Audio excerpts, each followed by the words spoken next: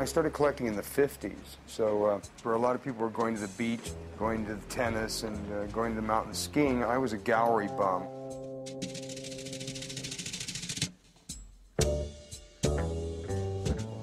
By being around the art galleries and by taking photographs and so on, I became friendly with the artists. This is Andy Warhol pictures that I took.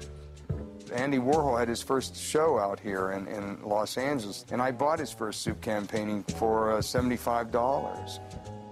So my idea of collecting is not going and buying bankable names, but buying people that I believe really are contributing something to my artistic life. I mean, this is a Julian Schnabel, and this is obviously an abstract painting. But it's an abstract painting that has words in it. This painting's exciting to me. I mean, every day I look at this and every day I'm rejuvenated because I love the movement and the energy and the, you know.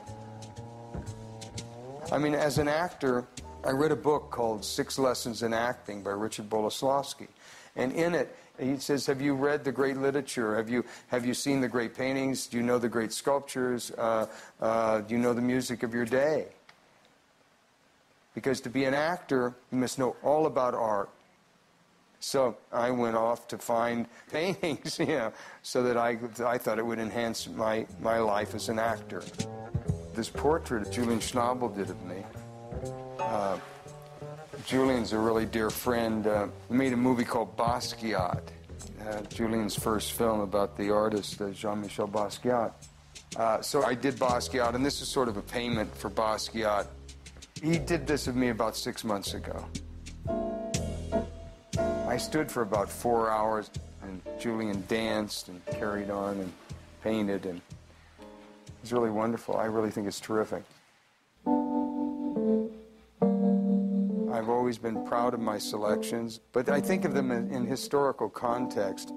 Who did it first is always important to me.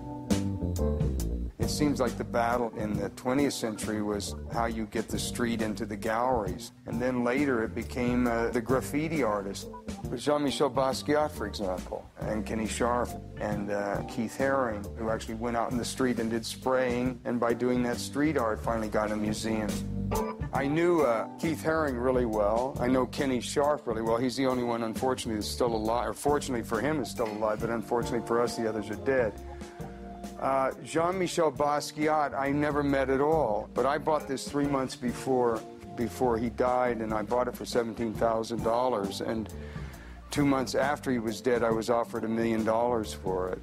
So, you know, it's amazing how those things happen.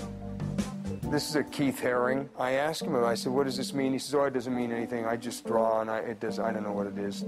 But he knew at that time that he had AIDS. And if you look at the subject matter, it's like the black sperm with the king thing on it. It's fairly obvious that that's what that drawing is about. I don't care what the artist's intention is. I don't care about his intention at all.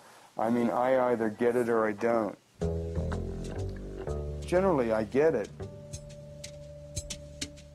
At best, what you can do with collecting is you make sure that you take care of the pieces because you're really just a custodian of them, and hopefully they will live on beyond your lifetime, and that you're just keeping them for the enjoyment of others, and hopefully they'll all end up museums.